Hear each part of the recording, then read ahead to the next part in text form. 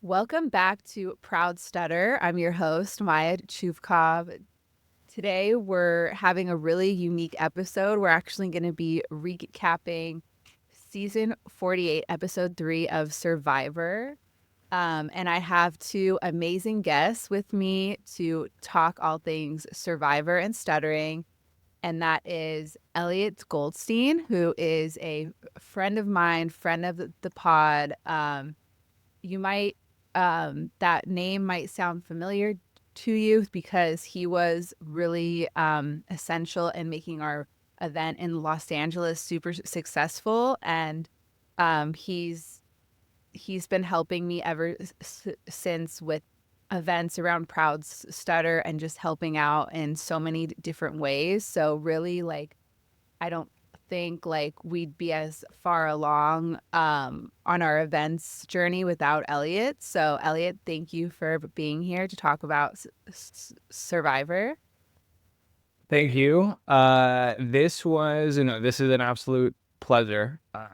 First of all, as always, and this got me to finally watch an episode of Survivor, which I hadn't seen before. So, doubly so. This is awesome, and I watched it for the first time last night with my wife. We loved it, and I might be hooked. Who knows? Woo! Yay! Spreading the Survivor fandom. And our next guest is one of my best friends from way back in like third grade. Caitlin Dietz.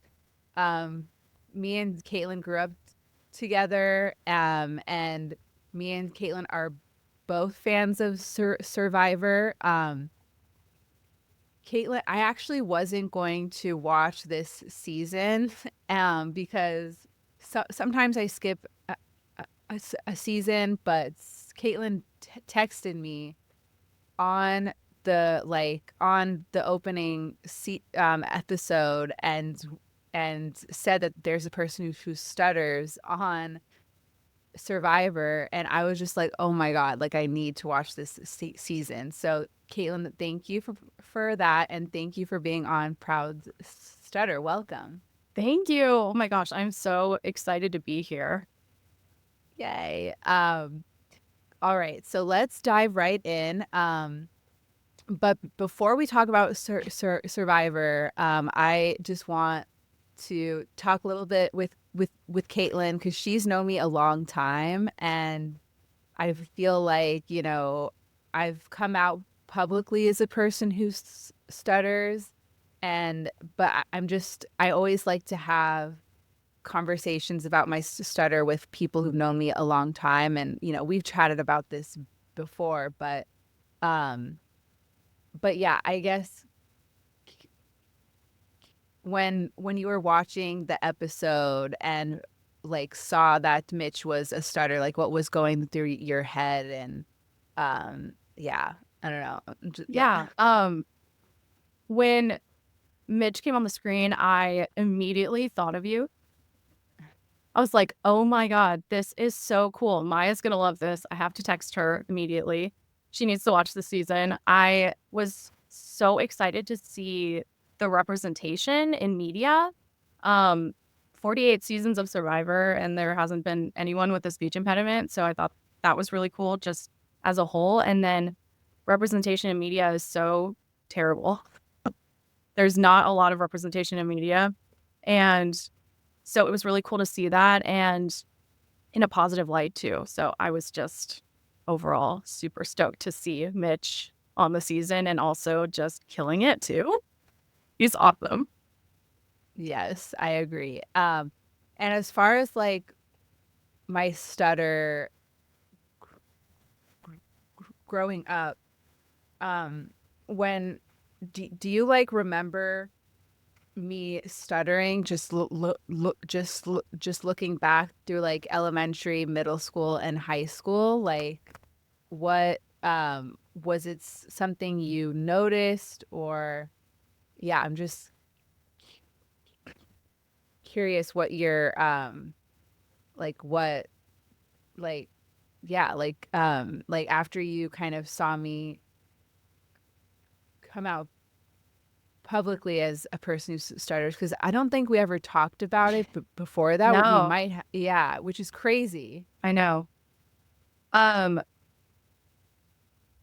Sorry, I think I'm getting a little bit of an echo. I don't know if you can hear it. Okay, I just turned my volume down. Well, growing up, I knew you had a stutter, but it wasn't anything that was top of mind or anything that I didn't really think about it. Like it was just you. And when you came out publicly with your stutter, I was like, "Oh, cool. Yes, this is awesome." And then I started hearing your story and how it was a struggle for you, and I was like, "Oh no." I felt really bad at first. I was like, I didn't know how much you struggled, and I guess I wish that I asked you about it as a kid. I don't recall doing that ever. I don't know if you remember that, but I certainly don't. I think that, I just remember things about you, like how we were goofy together and how, like we would make home films together. And I'm like, oh, you being a filmmaker now, that tracks. And your drive and how you were always so determined in like anything you put your mind to, you would accomplish it. Like you were in student council, you had tons of internships. Every job you had, I was cheering you on every step of the way. And it was always just so impressive to see your drive and your curiosity. It was always so cool. So like I knew your stutter was a part of you, but I just it didn't stand out to me at all. Like I knew that was you, that was just a part of you. And so, it was just you. Yeah. Yeah. And yeah, no, I appreciate that. And yeah, I think I had such a go-getter attitude. I think in hindsight, looking back, I think I just never wanted my stutter to get in the way of anything. And so I kind of like overcompensated a lot and like kind of took extra steps to like make sure that my stutter wouldn't hinder me. So Yeah. that's interesting that you say all that. And I'm wondering, Eliot, have you had, like, just hearing from Caitlin, I'm wondering, like, have you had similar conversations with your friends, and if like anything resonated with you on what Caitlin was saying? Yeah, definitely. I mean, my childhood friends, I wouldn't say, I mean, first of all, I don't have as much of a public persona as, you do. So I wouldn't say that like the public knows me as someone who stutters. My close friends and family do. So everyone that I grew up with, knows, but it's not something that I ever truly like announced. I think like, Caitlin was saying, I'm assuming from their perspective that it was, obvious that I had a non-standard way of speaking and, there were more pauses. And I think the kind of stutter that I have leans more towards having blocks. So I think oftentimes since it's not talked about and we don't talk about it, and maybe someone doesn't know that that is a stutter because it's not the like repetition or what you traditionally see in media. Um, so, but yeah, I would say that that resonates. And then one thing that I want to say about, what Caitlin was saying, what you were saying about your ambition and drive that really came to mind was that I think having a stutter, you naturally doubt, like when you see something that you might want to do, you're like, oh, I don't know if I can do that because of my stutter. So it becomes like everything is almost in relation to having a stutter, and it becomes a challenge, and this like internal switch turns on, and you're like, okay, now I have to do that because it's now a challenge for myself. Yeah, that's I resonate with all of that. Yeah, I mean, I feel like I could get more into that, but I really want to turn it over to Survivor, because Eliot, I like for that being your first episode, that was like one of the most unprecedented tribal councils ever. After like, Oh, wow. yeah, like so I think the first episode of Survivor was in 2000, right? Yeah, and it's 2025. So Yeah. 25 years of Survivor, that's never happened. So you really got the full Experience. experience. That's crazy. And yeah, I think it is really funny that I have a Haunting Mix recap episode as someone who like has never seen an episode before. Because Julie and I were watching it and we're like, what's an idol? What is a shot in the dark? What is like we're trying to figure out the rules of Survivor as we're watching from this one episode. So it was really funny. And yeah, I had no idea until Jeff said, I think in the tribal council, he was like, yeah, this has never happened before. We're like, oh, interesting. I've never You're happened like, before. what I don't know normally what's happens? happening. Yeah. Yeah. Um, so I do have a question though. Has Jeff hosted every season? Yes. Yes. Okay. Wow. Yes. He's an icon. He is a legend. He's the GOAT. I can see. I mean, because for 48 seasons, for him to like be that enthusiastic and that much of like a charismatic host still is crazy. Yeah, he's Really like the cool. best host, I think. Like I watch a lot of competition shows and Same. he's definitely like top one, I think. out of all of them. He's just yeah, he's great. But yeah, I'm wondering Caitlin, like what do you think of the season so far and like who are your favorites? Oh, it's such a good season so far. Oh my gosh. A lot happening and it's only 3 episodes in. But I would say obviously Mitch. He's a fan favorite. He's doing so amazing. He's definitely one of my favorites. I also love Joe. I just want to give Joe a big hug. I think he's so lovely.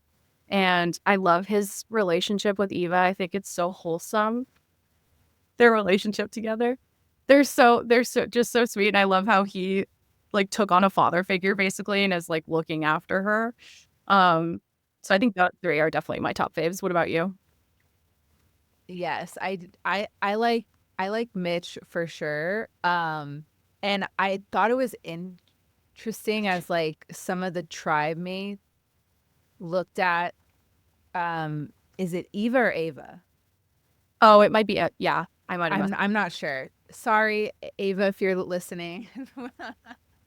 But okay, so I'm gonna say Ava and Joe. I think people looked at their relationship as a threat because they saw how much they were like bonded. So who knows how that's gonna play out, but Yeah, just something to keep our eyes on. Yeah, but yeah, we got to clock that for sure.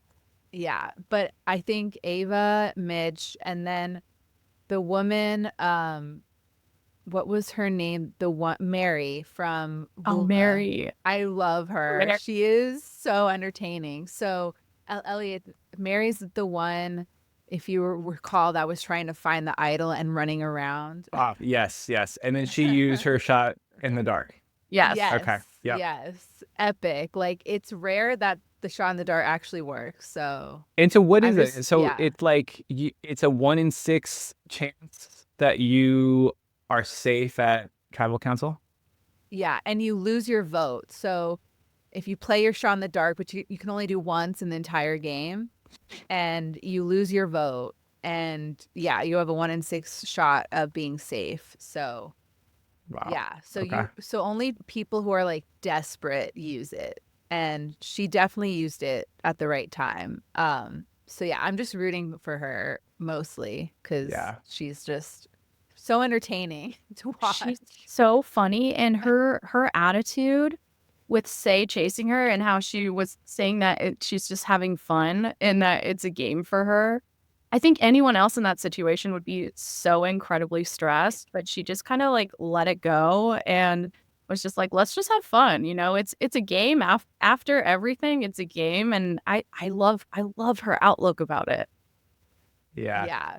I also really liked the mind games that she was playing towards the like latter half of the episode where she was just like swimming in the water, and I was like, this this is perfect. Like her and Say clash so much. I love it. I cannot wait to see them unravel during the merge. It's gonna just be chaos. They're just gonna I predict that they're just gonna like just like basically separate and just try to like go against each other during the merge. Oh my gosh, who knows? They might Yeah. also cling to each other because there's only a Yeah. few of their tribe left. So they might end up on the same one again. They might, have each other's back. Truly, Okay. who knows? So I was on Reddit last night and so I guess Mary posted a Instagram something and then she deleted it after, but someone saved it and she said that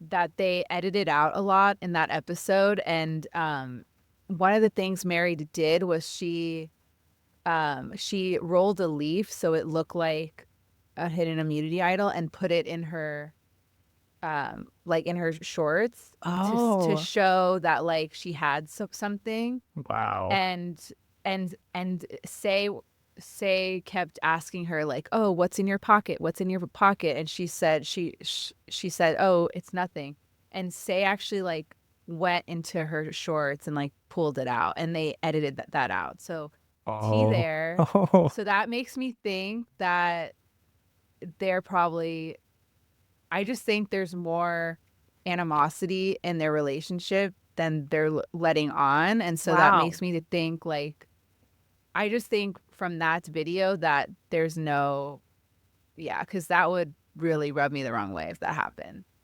Yeah. Yeah. Yeah. So I don't know. I think it's going to be a messy relationship, but who knows? Maybe they'll be able to put emotions aside and be like, hey, let's just do this. So anyway, um, but yeah, I want to talk about Mitch, but before we get into this episode, I just want to talk about, I know this happened in season 2, but that moment with Jeff and Mitch, and how so for those of you who haven't been keeping up with Survivor, there was a moment on season 2, right before a Episode. challenge.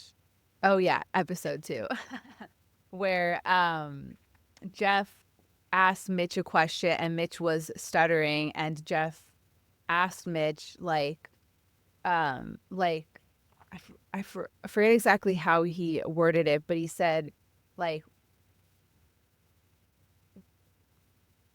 we can see that you're struggling, like how do you want us to support you, or something like that. And then it really allowed Mitch to like talk about like, just hang in there for me and let me say what I want to say. And everyone was like nodding and it was just such a beautiful moment because I feel like it really educated the viewers and it educated the tribe. So now it's like there's a more sense of comfort that like everyone kind of knows like how Mitch wants to kind of be approached about his stuttering. So I thought it was beautiful and wanted to see what you guys thought.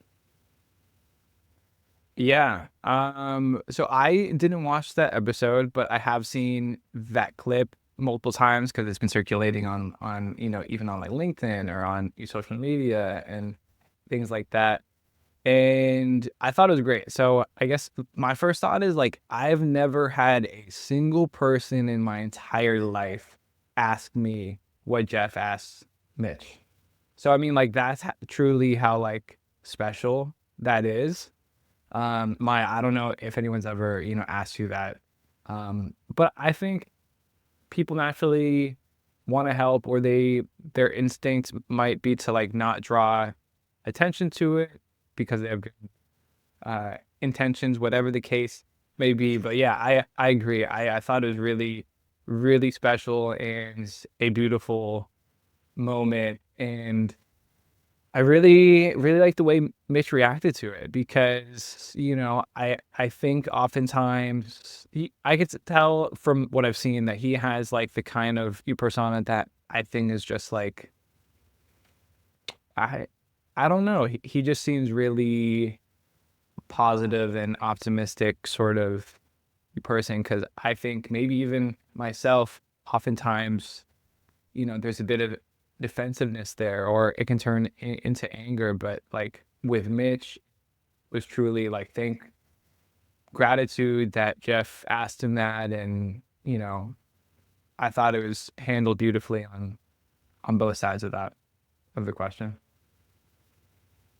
Yeah, Yeah, that and go ahead, Mom. oh no, you go ahead. Oh, I was just gonna say I didn't think about how that can put someone on the spot too, potentially. So I'm curious if they talked to Mitch about it before, you know, asking if he would be open to talking about his stutter and, questions about his stutter and if he's comfortable talking about it. But yeah, he's so incredibly positive and upbeat, and everyone seems to love him and his personality, and he's such a team player. And that moment right there, that made me cry truly, because it was just so, it was such a beautiful moment. And the support that he was getting from the tribe too, like you said, Maya, it was just so, it was so great, and it was so lovely. And um like you just like can't help but root for him even more now. 100%. Yeah, I would like. I can't think of a better representative for the stuttering uh, community than Mitch. Someone who's optimistic, someone who is positive, and yeah. So I thought it was awesome. Yeah, the and I gotta just give a huge kudos and shout out to Jeff, who's one of the producers of Survivor, and like the the producer team, because that was a very intentional thing that they included. Hmm. Like it's the producers that have the power to like put moments like that inside an episode. And so I just want to give a huge shout out to the producers. And I'm hoping that we'll see more moments like that as the season goes on, because just kind of going back to the recent season, we didn't really hear Mitch stutter as much. I thought we had like a great moment with Mitch when he was like trying to talk a game on the boat with Kyle. Like I Yeah. really enjoyed that. And I think what was interesting to me is um like I don't know if this is Mitch's story, but I can imagine maybe like Mitch is still getting comfortable with the tribe, and maybe him not talking a game or some. I don't know. I'm just wondering like how his stutter is showing up when it comes to like building relationships and talking games to people, because Kyle did say that Mitch was not talking game to him. And so um yeah, I'm wondering if that has any, like if his stutter has come into play about any of that, because I know sometimes when I'm with new people, I might not want to talk as much. Hmm. Um, so, but I do think at the same time, like Mitch seems like he's really trying to represent stuttering as much as he can. So I don't think that's what's going on, but it's just something that came across my mind when Kyle said, "Oh, like Mitch hasn't approached me about gameplay." Yeah, I mean, they have a big tribe. They haven't lost anyone yet, so maybe Mitch is just making his, truly just like making his way around the tribe and trying to form connections. And that was just one of the moments that they decided to show us of him doing that.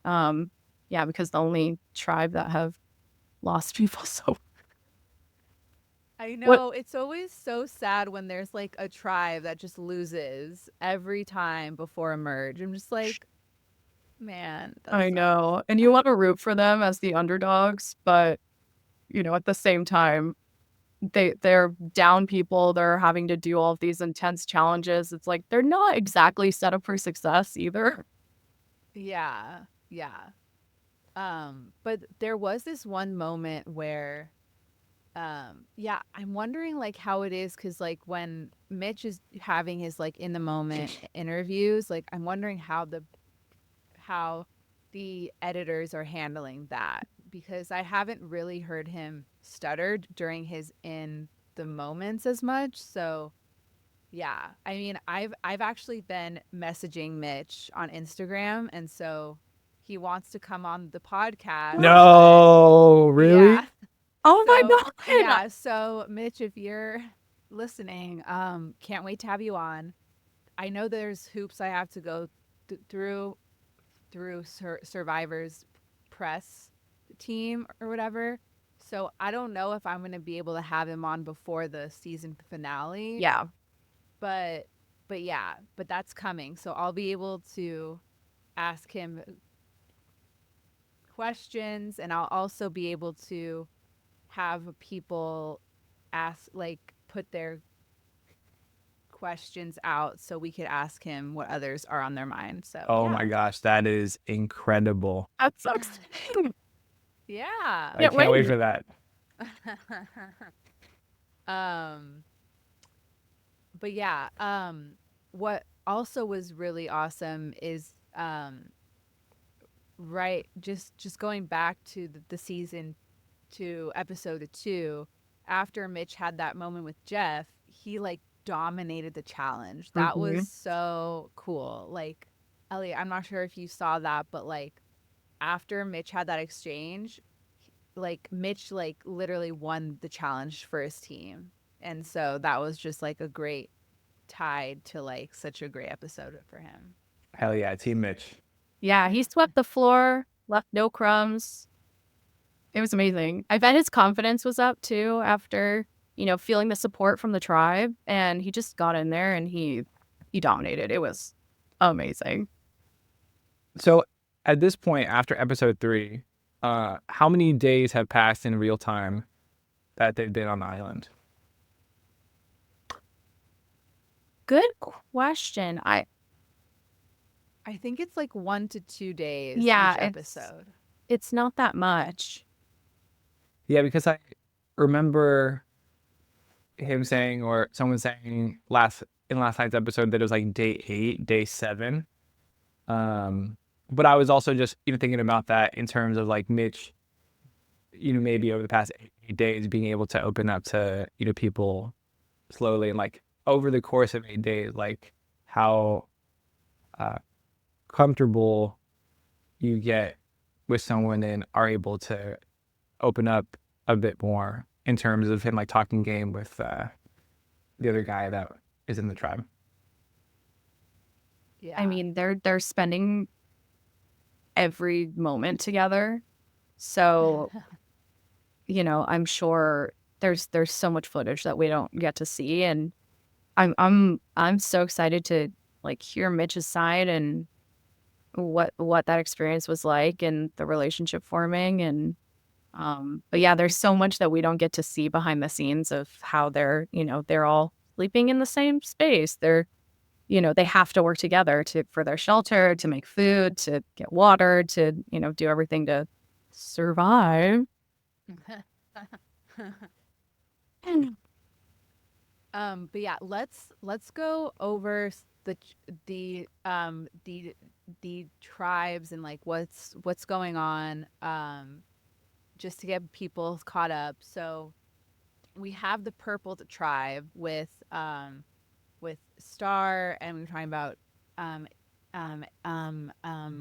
Ava and Bianca and Thomas.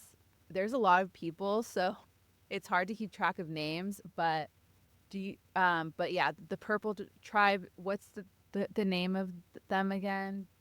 Do you guys remember? It's fine. Um it's hard Vu- to keep track. Vula?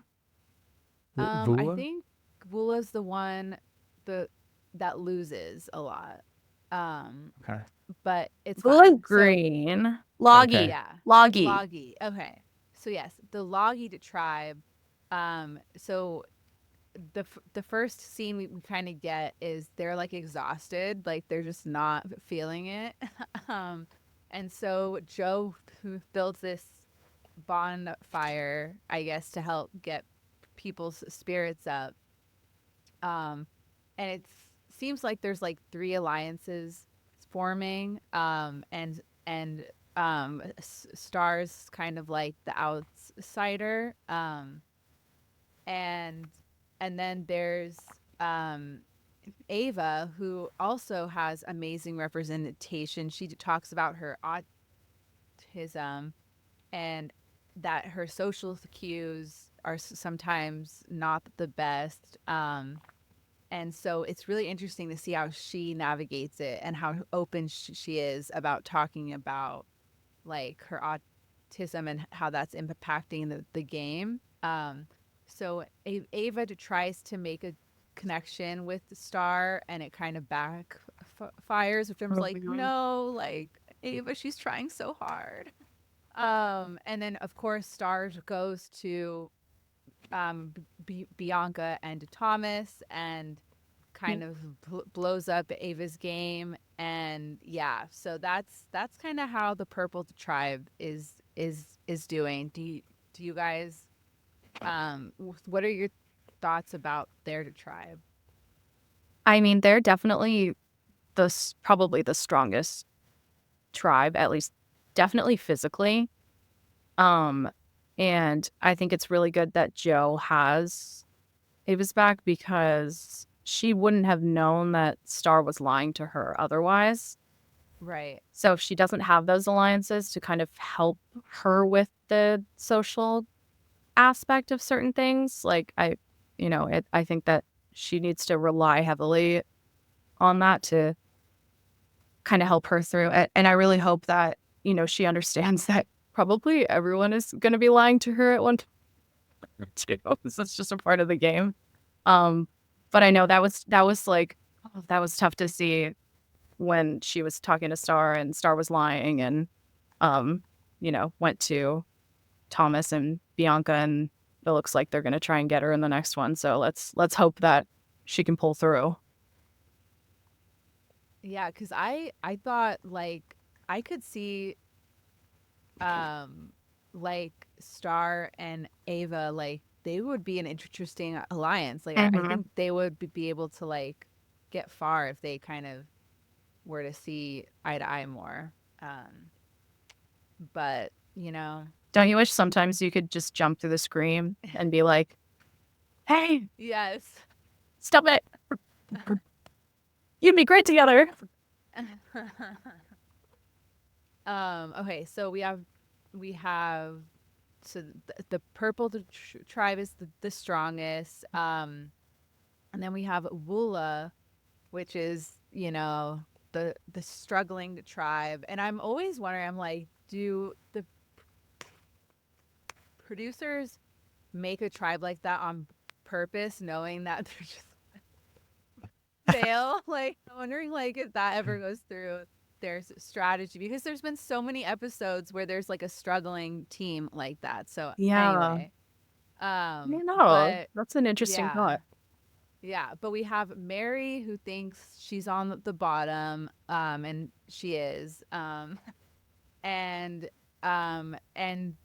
Mary responds by trying to find the hidden immunity idol, and and then her and Sai are butting heads. And so yeah, that was just hilarious seeing Mary just running around and Sai just like following her. And I heard on another podcast that where their tribe is, like one their camp, it's like the one that's it's not easy to hide. Like you're very exposed, so there's just like there's no way that Mary can hide in that. And so it's like Sai's just like, I see you, like everywhere. So I Oh just my thought that God. was hilarious. So funny. Yes, and then we have Seba, which is our Mitch tribe, And so we see Mitch wanting to work with Charity, who I think I could see them going far together. Yeah, And then agree. as we said before, Mitch starts to open up with Kyle. And it was really awesome to see Kyle actually warming up to Mitch. So I'm hoping that Mitch, Kyle, and Charity can just kind of like work together and go far because I just see them as like a really great team. Totally. I'm concerned though all of these relationships that are forming, and then it looks like in their next episode they're dropping buffs. So everything could change too. But Yeah. in the meantime, it's good to see that like they could potentially, the three of them, be an alliance. So we'll see what happens. And Eliot, do you know what drop your buffs means? I have no idea. Oh yeah. I have no idea. Basically it means so the bullet tribe, they don't have as many people in their tribe anymore, so they can't do those group challenges like that, so they're all taking off their buffs, and they're going to like reorganize the tribes to like even it out. Oh, so someone will be joining the Vula tribe who's not already on it. Yeah, No, so go ahead, oh Mike. yeah, they're all gonna shuffle. It's gonna be random. So they're all gonna like shuffle around. So they're gonna mix up. Oh, Yeah. wow. So everyone, okay, interesting. Yeah. Wow. So I think they all like reach in and grab a color, and then when they reveal, then they'll find out which tribe they're going to be on. Wow. Okay. That'll be very, very interesting. And that's happening next episode? Yeah, it looks like it from the preview. Woo. Yes. The drama? Yes. But yeah, let's talk about the immunity challenge and the tribal council, which we have to get into.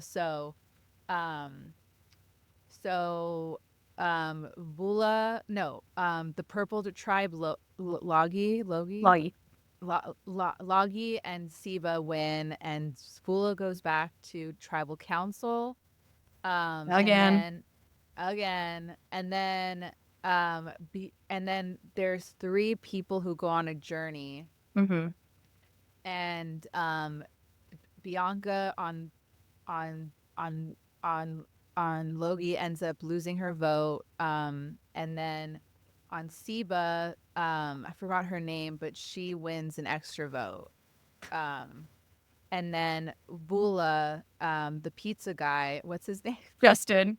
Justin. Justin loses his vote but does not tell anyone, which we'll get into. That Yeah. really does not bode well for him. No. But I just wanted to shout out that Mitch, so the immunity challenge was like blindfolding. There was a person that was yelling out instructions, and then there were people who had a blindfold that kind of had to kind of move around an obstacle course. And Mitch was blindfolded during the puzzle part, and he ended up like doing well in that part, and helping his tribe win. So that was great to see another Mitch moment in that way. Yeah, and they were kind of a little bit behind, and then when Mitch came in for the puzzle, was moving so fast. It was so cool. And all of a sudden I think they won that challenge, right? They were the first to win. Oh wait, no, I think they were the second. Oh, well, like Yeah, either but way, still.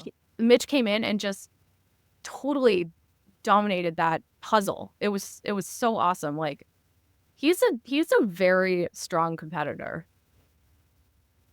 He I hope crushed it, I yeah. hope Mitch knows that we are his number one fans. I read, Yes. is it true that outside of the show, he's a PE teacher? Yeah.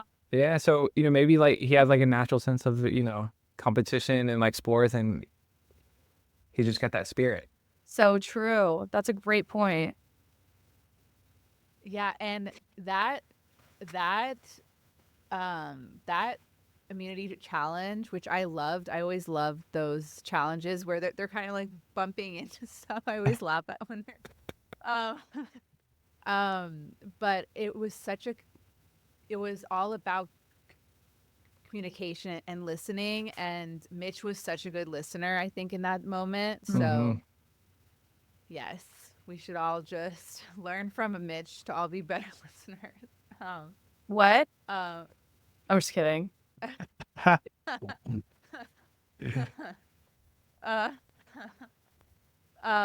Should we okay, talk about tribal? Yes, let's talk about tribal. Okay, so What a doozy.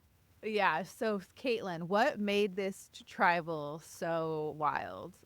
Well, oh my God. What made it wild? I think all of the events leading up to it too just set it up to be so like as crazy as it was, because Justin losing his vote, that meant that if Mary did her shot in the dark, only 2 people are voting, Say and Cedric. And so if they both don't vote for the same person, it's going to tie.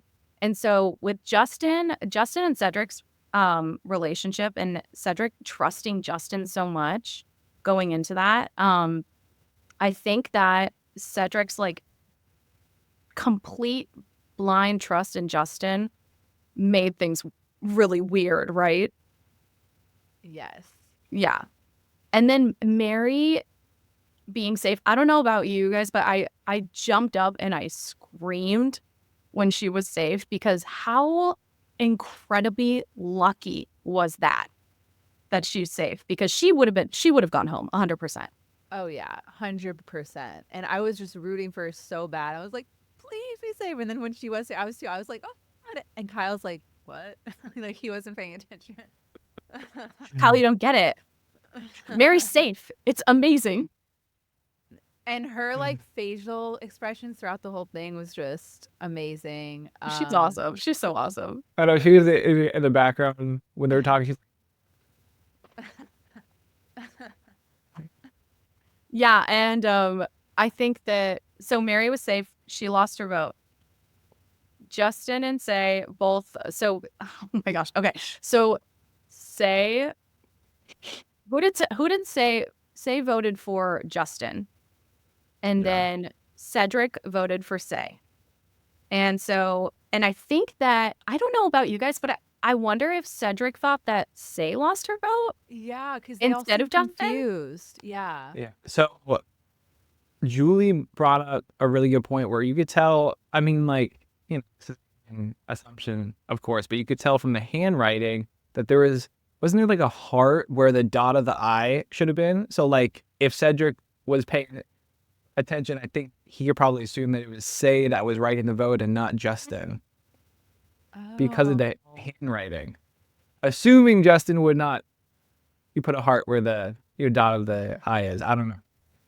That's true. But I was like, that's a good point. Yeah. The first vote, well, Cedric didn't know that Justin lost his vote. So they were expecting 3 votes, and they were all expecting it to be Mary. And then when they had to re-vote, I think Cedric maybe still thought that Justin had his vote, and then realized, oh, Justin lied, but still was still working with him and still wanted him to stay. So that's why Cedric, I think, knew going into it a second time that they were re-voting that Justin didn't have his vote, but voted for Say anyway, because he's like, well, I already, Say already hates me anyway, so just vote for her again and go into a deadlock, which was, that was historic in itself. That hadn't happened in a long time. And the fact that it all came down to just Cedric making the decision and Say like not being able to vote, and it was just Cedric, and all the pressure that was on Cedric to make that decision. So Wild. why was that again? Why was it that it came down to him and not him and Say? Like to talk it out and like ultimately make the vote? It was because Say wasn't able to vote anymore. Because it how did Jeff describe it? It was that because Justin and Say both had votes for each other, then they were removed from the vote. Like, so it, I don't, honestly, like this was a new situation for all of it. So it was a little confusing. It was. And I think they kind of had to make a rule given this scenario. So like, I think after 2 votes, it was a tie. And so since Say and Justin's name kept coming up, then that's why Cedric was the one that was going to do the tiebreaker. And I thought, like, what did you guys think about Cedric's decision? I love that Say was like, she like totally was like fighting for herself. Like I was proud of her in that moment, honestly. And I was just like I was like, Justin, you are like, you need to like fight for yourself more. But I thought that was a smart move on Cedric, but I'm wondering what you guys think. Yeah, I agree. I feel like if Justin just wasn't saying anything, he's like, I know, like, you could just tell he's like, I know that I lied to you, so I'm just gonna be silent. But yeah, Say was like advocating for herself, and then back to what it is that you were saying earlier about the editing, like editing out Say going into Mary's pocket, and there like potentially being more animosity than we're made to believe. I think you could tell that too, because Cedric was like pleading between them. He's like, if I keep you on, like, this has to stop. What's going on? So I was like, oh, interesting, because like from the way that he was talking, you were like, oh, maybe it's worse than we're seeing. Yeah. I'm gonna just read this one thing right here, and I think this will help clear it up for us. So Jeff reads the votes, and there's one for Justin and one for Say. Jeff tells us that in the event of a tie, the tied voters can't vote. But in this instance, since Justin has no vote, then Say gets to vote, but she can only vote for Justin. That means Cedric is essentially deciding if he wants to send Justin home with Say or force another tie. Oh, okay. That's okay. Yeah, okay. And so Say, like, basically it all came down to Cedric, because Say's vote didn't count anymore because they were in a tie situation. Wow. Yeah. But I think that Justin, you're right, Maya, like Justin totally gave up. Like, I think even when he lost his vote in the challenge, which, okay, like it was just all up to chance.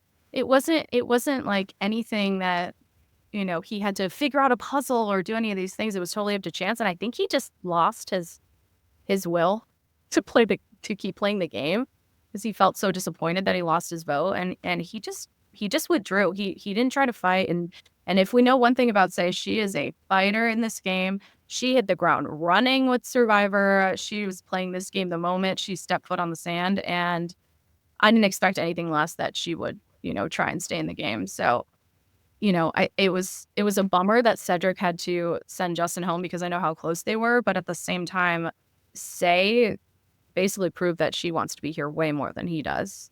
Yeah, Right, sorry, 1,000%. Yeah, and I think Justin was even more discouraged, and like he's retreated even more after he realized that people were going to find out that he was lying too. So I think at that point he was just like, okay, I'm doomed. Like I think he was like trying to, like, a lot was going in his mind throughout the whole thing. So I think he was like not fully present in that moment. Yeah. But yeah, wild moment for sure. One of my favorite parts from that scene, though, was when Justin realized that Cedric was going to send him home, but you could tell that they had like a bond that, sort of like superseded that. And Justin was like, see you at Luigi's next month. Yeah, I love that. Good, yeah. Good pizza call out. He had to. Call out. Yeah. That's his brand. Well, yeah, that was a wild season. I mean, episode, and I definitely want to do more recaps like this. Go Mitch. We're all rooting for you. Go Mitch. And yeah, but thank you, Caitlin and Eliot, for joining me on this unprecedented episode of Proud Stutter. I'm just kidding. Thank you so much for having me. Yeah, thank you. And I might have to watch the rest of the season now. So, thank you for having me. And this was amazing.